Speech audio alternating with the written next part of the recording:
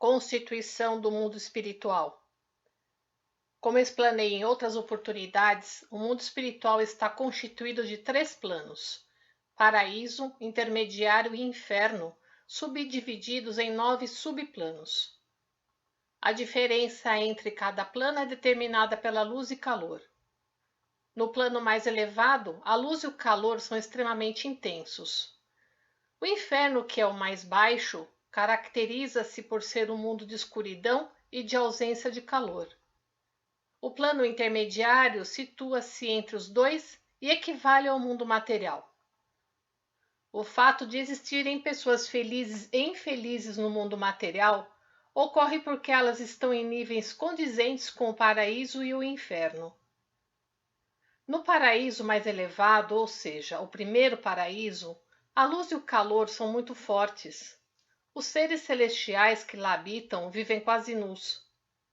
Poderão ter uma ideia disso observando as imagens das divindades búdicas como Nyorai, Bosatsu e outras, que são representadas com poucas vestes. À medida que se desce para o segundo e o terceiro paraíso, a luz e o calor diminuem gradativamente. Suponhamos que um espírito fosse levado do inferno direto para o paraíso. Ele seria ofuscado pela intensa luz e, não suportando o sofrimento causado pelo calor, retornaria ao inferno. Isso é idêntico ao que se passa no mundo material.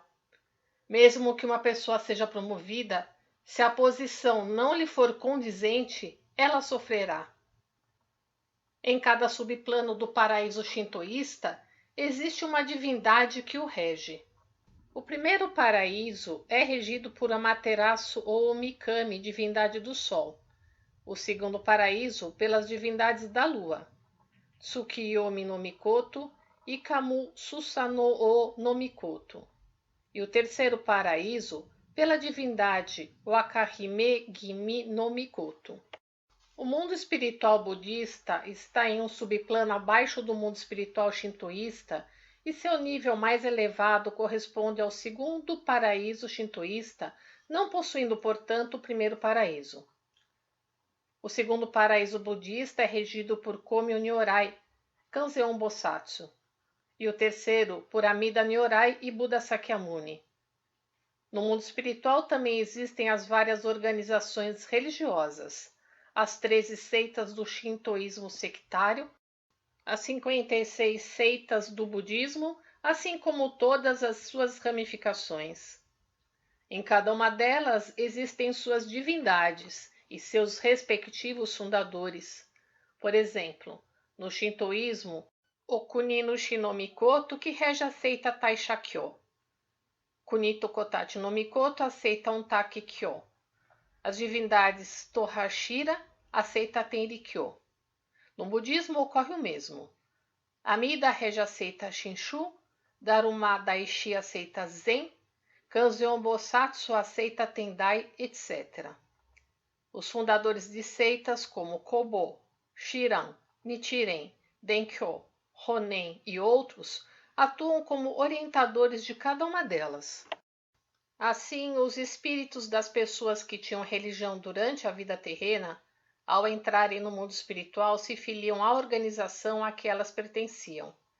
Não se pode calcular o quanto são mais felizes que os espíritos do que não possuem uma crença, pois estes, por não terem uma organização a qual se filiar, ficam perdidos e confusos.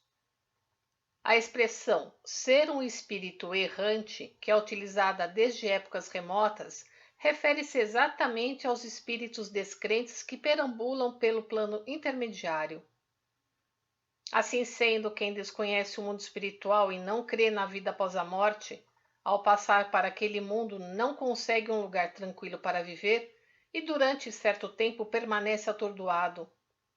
Como exemplo, citarei um caso ocorrido há alguns anos. Soube que durante uma reunião de estudos de parapsicologia, o espírito do famoso romancista Roka Tokutomi, 1868-1927, manifestou-se por intermédio de um médium.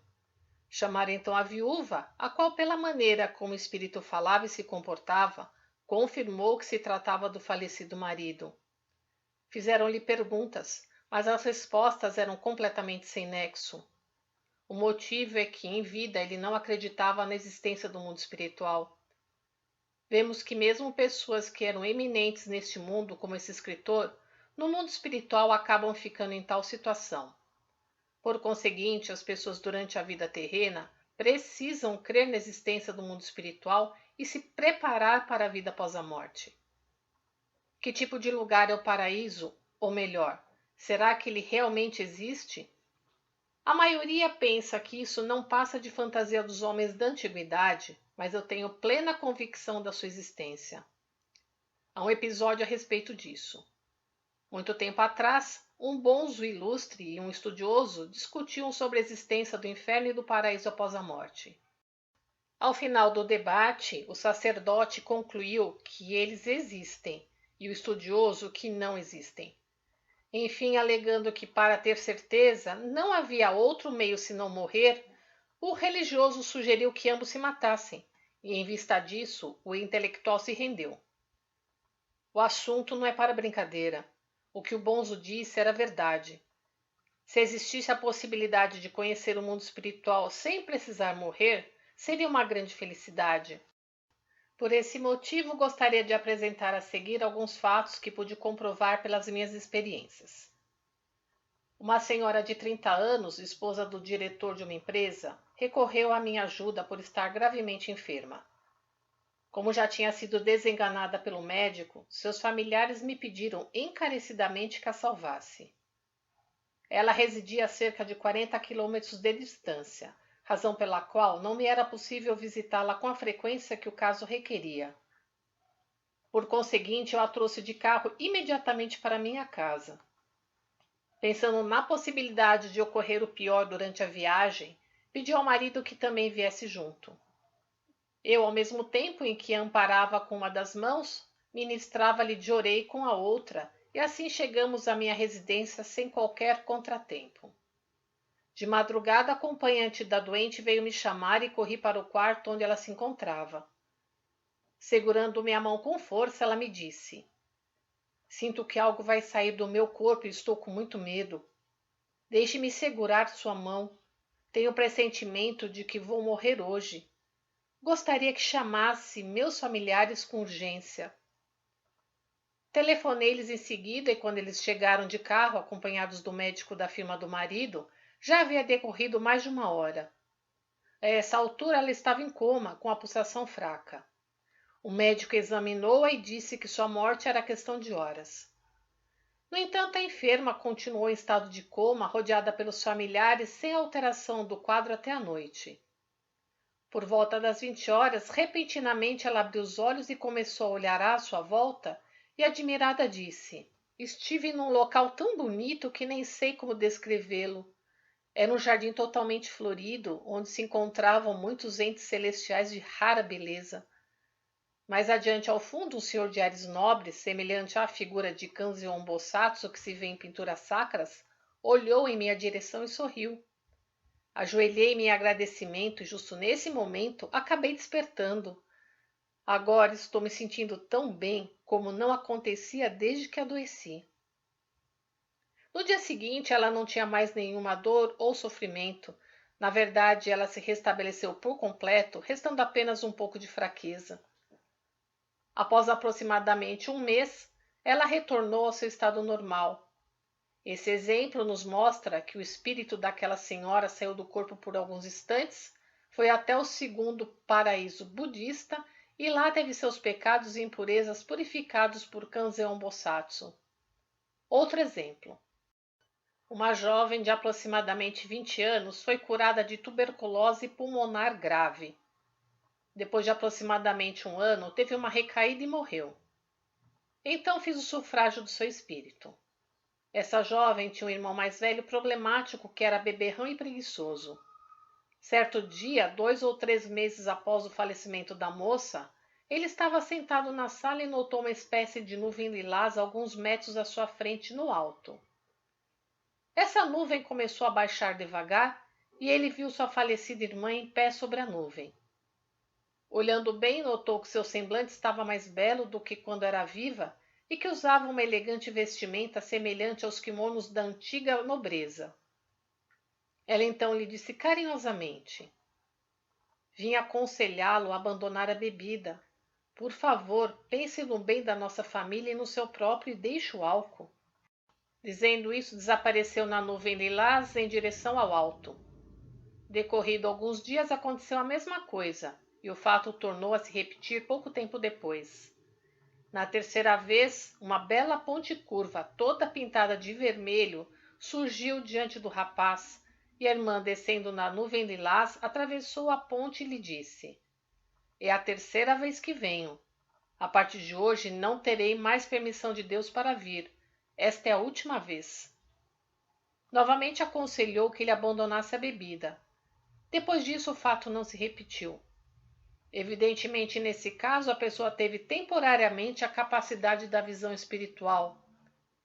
Esse é um exemplo real que ilustra muito bem a descida de um habitante do paraíso ao mundo material. Outra observação interessante é o fato de que o referido irmão não professava nenhuma fé e não tinha qualquer interesse por questões espirituais. Portanto, como não havia influência do subconsciente, evidentemente aquela visão não foi fruto da sua imaginação. Foi sua mãe quem me contou essa história. O próximo exemplo é de um rapaz de um pouco mais de 20 anos com uma doença que não era do corpo físico, mas sim que poderíamos chamar de espiritual. Nessa época ele estava perdidamente apaixonado por uma meretriz. A um passo da consumação do duplo suicídio, consegui salvá-los milagrosamente. Foi por pouco, pois no bolso do rapaz estava o veneno que ambos iam tomar. Levei-o para minha casa, e ao iniciar o exame espiritual, um espírito de raposa se manifestou por meio dele e disse-me que havia influenciado para levá-lo ao suicídio. Em cerca de 20 minutos terminei o exame, não sem antes ter advertido aquele espírito. O jovem, no entanto, continuava na mesma postura, de olhos cerrados, com as palmas das mãos unidas à altura do peito, postura da pessoa durante o exame espiritual. Sua cabeça estava inclinada para o lado esquerdo. Passados 3 ou 4 minutos, finalmente abriu os olhos, mas continuou ainda com a cabeça inclinada, com ar de espanto, e disse-me: vi uma coisa misteriosa. Alguém ao meu lado estava tocando um instrumento semelhante ao cotô, cujo som era indescritivelmente belo e refinado. Encantado, eu olhava à minha volta e notei que estava em um lugar em que me pareceu o interior de um santuário muito espaçoso. No fundo havia uma escada, e no topo desta uma cortina de bambu. Aí o senhor, vestido com trajes litúrgicos shintoístas, subiu a escada suavemente e entrou no aposento, do outro lado da cortina. Então contestei: se você viu a pessoa de costas, não podia ter reconhecido quem era. Ele replicou: não, tenho certeza que era o senhor. E descreveu a indumentária: ornamento de cabeça, túnica azul e calça vermelha. Ele teve a visão espiritual temporária e pôde ver o mundo espiritual. Esse rapaz era funcionário de uma loja comercial e, por não professar nenhuma fé, não tinha conhecimento em absoluto sobre assuntos espirituais, e por isso mesmo acho que seu relato merece total credibilidade. Ressalta-se que à esquerda do lugar onde ele estava sentado ficava o altar com a imagem de Deus. Provavelmente, naquele momento, meu Yuktai, que estava no interior daquele santuário, apareceu para ele. Os 3 exemplos citados poderão servir de referência para o conhecimento do interior das edificações e dos jardins do paraíso e também de como seus habitantes descem à terra. Em seguida, vou descrever a situação do paraíso búdico. Uma virgem de 18 anos serviu de médium, incorporando o espírito de um de seus ancestrais, um samurai que falecera numa batalha travada há mais de 200 anos. Este guerreiro fora ardoroso adepto da seita budista Shingon. Logo após sua morte, portanto, passou a integrar a organização liderada por Kobodaishi. Em resposta às minhas perguntas, o espírito disse: quando cheguei a essa organização, havia centenas de espíritos, mas ano após ano, o número de espíritos que reencarna é maior do que o número de espíritos que ingressa nela, de modo que agora só existem mais ou menos 100. Moramos em um grande mosteiro e não executamos nenhum serviço propriamente dito. Passamos as horas apenas nos divertindo. Tocamos cotô, shamisen, flauta, tambor e outros instrumentos musicais. Pintamos, esculpimos, lemos, caligrafamos, jogamos jogos de tabuleiro, etc. Ou nos distraímos de outras maneiras semelhantes às existentes no mundo material. De vez em quando, há palestras feitas pelo próprio Kobodaishi e por um respeitável bonzo cujo nome esqueci, e isso constitui a maior das alegrias para nós. Parece que às vezes Kobodaishi vai ao encontro de Buda Sakyamuni, que por sua vez está em um subplano acima de um paraíso búdico, num lugar em que a luz é tão intensa e ofuscante a ponto de quase não se conseguir olhar em sua direção. Fora do mosteiro há um grande lago em cuja superfície flutuam inúmeras folhas de lótus tão grandes que nelas cabem 2 pessoas. A maioria é ocupada por casais que são levados aonde desejam ir sem precisar remar. Não há noite, é sempre dia, e a claridade é um pouco mais branda do que a dos dias ensolarados do mundo material. Os raios de luz são dourados e provocam uma sensação suave e agradável. Em muitas oportunidades, ouvi os espíritos que habitam o paraíso búdico dizer que se sentem enfadados quando já se encontram ali há muito tempo. Uma vez que apenas se divertem o tempo todo, acabam ficando entediados, por isso frequentemente eles me solicitam para serem remanejados para o mundo divino. Não foram poucos os espíritos que transferi para este último, atendendo a seus pedidos. Isso se dá devido ao fato de eles tomarem conhecimento de que o mundo divino entrou recentemente numa fase de grande atividade e que todas as divindades e espíritos estão extremamente atarefados. Evidentemente, isso é causado pela aproximação do mundo do dia. Este é regido pelos deuses, ao passo que o mundo da noite era regido pelos Budas. Vejamos agora o inferno. O mais baixo dos 3 subplanos do inferno é um mundo de completa trevas e escuridão, um local totalmente congelado. É chamado pelos shintoístas de fundo do inferno. Os budistas o denominam de inferno de frio extremo e no ocidente simplesmente dão-lhes o nome de inferno. O espírito que cair aí fica sem ver nada durante dezenas ou centenas de anos, petrificado, permanece completamente imóvel. Sua situação é tão lastimável que não encontro adjetivos para descrevê-la. Ao ouvir um espírito salvo desse local, fiquei horrorizado. O gélido inferno retratado por Dante Alighieri na Divina Comédia não é nenhuma fantasia. O subplano médio do inferno é formado por locais conhecidos desde os tempos antigos, como o mundo das lutas, o mundo das bestas, o mundo dos desejos carnais, mundo dos famintos, montanha de agulhas, lagoa de sangue, inferno de serpentes, inferno da sala das abelhas, inferno de formigas, etc. Os encarregados de supervisionar esses locais são criaturas semelhantes aos ogros ou demônios que vemos nas pinturas sacras budistas de cor azul ou vermelha. Os policiais e os carcereiros, que em vida foram extremamente violentos e cruéis, se transformam nessas criaturas. Um dos castigos do inferno consiste em espancar os espíritos com barras de ferro cheias de espinhos. Segundo relatos dos espíritos, a dor é várias vezes maior do que se fosse no corpo carnal. Isso talvez ocorra porque, sem a proteção deste, os nervos são atingidos diretamente. Darei mais exemplos do sofrimento do inferno.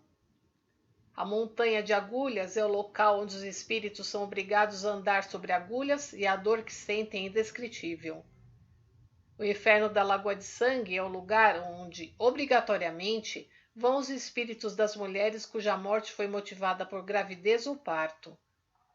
Pelo que ouvi de muitos espíritos, eles ficam submersos até o pescoço nessa lagoa, cujo ar se encontra impregnado de cheiro de sangue. Ali existe uma infinidade de vermes que sobem continuamente pelo rosto, provocando uma sensação horrível, e os espíritos vivem a tirá-los incessantemente com a mão. Esse sofrimento geralmente dura mais ou menos 30 anos. O inferno da sala de abelhas foi descrito pelo espírito de uma geisha que incorporou no empregado de um salão de beleza. O espírito é colocado dentro de uma caixa onde mal cabe uma pessoa. Inúmeras abelhas picam todas as partes do corpo, causando um sofrimento indescritível. O inferno do fogo é para onde vão aqueles que morreram queimados ou se atiraram na cratera de um vulcão. Vou relatar um caso a respeito disso. Um homem de meia idade que sofria de epilepsia causada por fogo me contou que costumava despertar de repente de madrugada. Então enxergava labaredas a alguns metros de distância, e quando elas chegavam bem perto, ele tinha convulsões e perdia os sentidos. Além disso, seu corpo apresentava febre altíssima. Ele disse que esse problema teve início no ano seguinte ao grande terremoto, razão pela qual se pôde concluir que o espírito que incorporava nele era de alguém que morrera carbonizado no referido terremoto. Nesse sentido, a maioria dos espíritos daqueles que morreram carbonizados, vítimas do recente bombardeio aéreo, deve estar evidentemente sofrendo no inferno do fogo. Por esse motivo, seus familiares não devem negligenciar o sufrágio. O mundo dos desejos carnais é o inferno em que os espíritos caem devido a relacionamentos amorosos impuros, e para cada caso há um sofrimento diferente. Por exemplo, quando o casal se suicida por amor, os espíritos de ambos ficam grudados e não podem se separar. Isso é causado pelo sono em que tiveram de não se separar até a próxima reencarnação. Os que se suicidam abraçados ficam colados entre si e se arrependem profundamente devido ao incômodo e à vergonha. Do mesmo modo, no caso de incesto e de relações imorais entre mestres e discípulos, etc., os espíritos ficam grudados ao contrário. Enquanto um permanece de pé, o outro fica de cabeça para baixo. O incômodo, o sofrimento e a vergonha fazem com que os espíritos sintam profundo remorso. Diante do que foi exposto, poderão entender o grave equívoco daqueles que se suicidam por amor, acreditando que após a morte poderão juntos viver alegremente no paraíso. Pode-se também compreender que o mundo espiritual é realmente imparcial. É preciso saber ainda o que ocorre com os que são avarentos no mundo material, apesar de possuírem muito dinheiro. Trata-se de pessoas materialmente ricas, mas espiritualmente pobres. Passando para o mundo espiritual, elas se tornam paupérrimas e, por ficarem numa situação de penúria, acabam se arrependendo imensamente. Outras, porém, no mundo material, mesmo tendo um nível de vida inferior ao da classe média, se contentam com o que têm, vivem o dia a dia com muita gratidão e, sempre que podem, empenham-se na soma de atos meritórios, dedicando em prol da sociedade e do próximo. Tais pessoas, ao entrarem no mundo espiritual, tornam-se ricas e vivem felizes. Contudo, existe uma outra causa para a ruína dos milionários. Há pessoas que não desembolsam o dinheiro que deveriam despender e não pagam o que deveriam pagar. Com isso, constitui uma espécie de roubo. Espiritualmente, significa que elas estão acumulando dinheiro furtado, a que se acrescentam juros. Consequentemente, na prática, os bens vão diminuindo e, pela lei espírito precede a matéria, um dia essas pessoas acabam arruinadas. Geralmente, o herdeiro de um milionário é esbanjador e dilapida toda a fortuna da família. Temos visto esses casos com frequência, mas conhecendo o princípio acima referido, poderão compreender o motivo. A decisão de se dissolver os poderosos conglomerados empresariais japoneses em decorrência da Segunda Guerra Mundial teve a mesma causa. Esses conglomerados não pagaram aos funcionários e operários a remuneração que lhes era devida e enriqueceram às custas do acúmulo desse dinheiro. Com relação às taxas de rendimento de capital, sendo que a caderneta de poupança, por exemplo, é o investimento mais seguro, deveria ter uma porcentagem de lucros de mais ou menos 3%. Já os rendimentos dos títulos públicos, que são um pouco menos seguros, deveriam ser de 3,5%. Os dos fundos de investimento de 3,8% e a compra e venda de ações que envolvem mais riscos de 3 a 5%. Com base no critério exposto acima, se pensarmos racionalmente, Considerando essas porcentagens adequadas, a porcentagem justa de lucros do capitalista deveria ser de 7 a 8% ou até 10%. No caso de um lucro maior, o justo seria dividir a parte excedente entre os trabalhadores. Contudo, a maioria dos capitalistas não mostra nenhuma predisposição nesse sentido, pensando apenas em satisfazer sua ambição e em obter o máximo de lucro. É por isso que eles temem os movimentos trabalhistas e sofrem com problemas como o das greves. Ora, apropriar-se do rendimento que deve ser distribuído aos trabalhadores significa tirar-lhes dinheiro, ou seja, roubá-los. Por conseguinte, pelo fato desses capitalistas se tornarem poderosos conglomerados empresariais por meio do acúmulo do dinheiro roubado e de viverem no luxo e na ostentação, os céus não perdoam. Além disso, no mundo espiritual, os juros aumentaram tanto que agora tais organizações estão sendo obrigadas a devolver o valor roubado, acrescido dos juros. Na verdade, por terem cavado a própria sepultura, não há como culpar os outros. Em contrapartida, se eles fizerem uma justa distribuição dos lucros com os trabalhadores e somar atos meritórios, empregando sua fortuna em prol da sociedade do próximo, serão respeitados por todos e prosperarão eternamente. Falemos sobre o subplano mais alto do inferno. É o local para onde vão os espíritos que estão prestes a alcançar o plano intermediário após terem cumprido a pena no inferno. A maioria dos trabalhos a que estão submetidos é de natureza leve, como levar os alimentos oferecidos nos oratórios e nas moradas dos ancestrais nos lares, ser portador de avisos e mensagens, dar assistência a outros espíritos, etc. A propósito, existe um ponto importante a saber a respeito dos alimentos ofertados aos espíritos. Mesmo os espíritos, se não se alimentarem, sentem fome. Contudo, em que consiste esse alimento? O espírito serve-se da energia espiritual dos alimentos.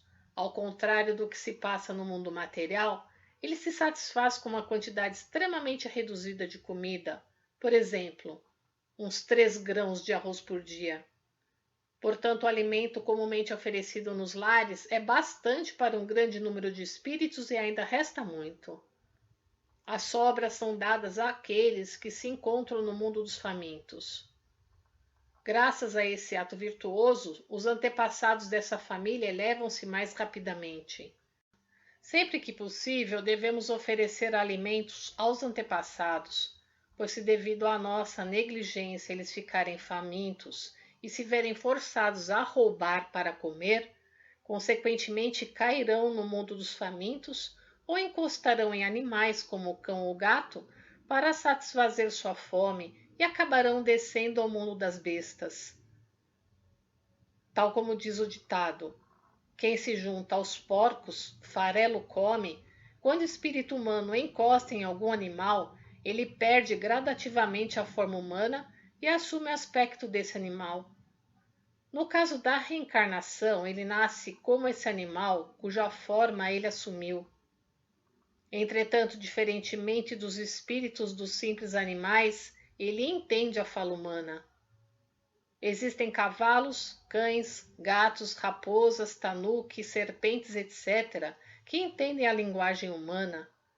Trata-se da reencarnação desse tipo de espírito.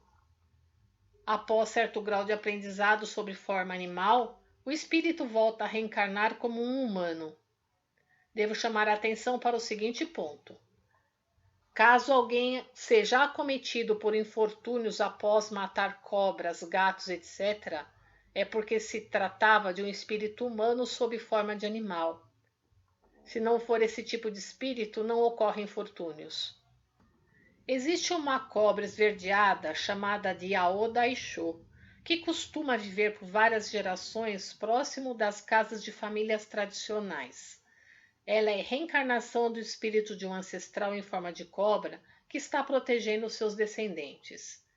Se esses a matarem, o espírito do antepassado se zangará e aplicará punições, como por exemplo a ocorrência de falecimento na família ou de sua descendência.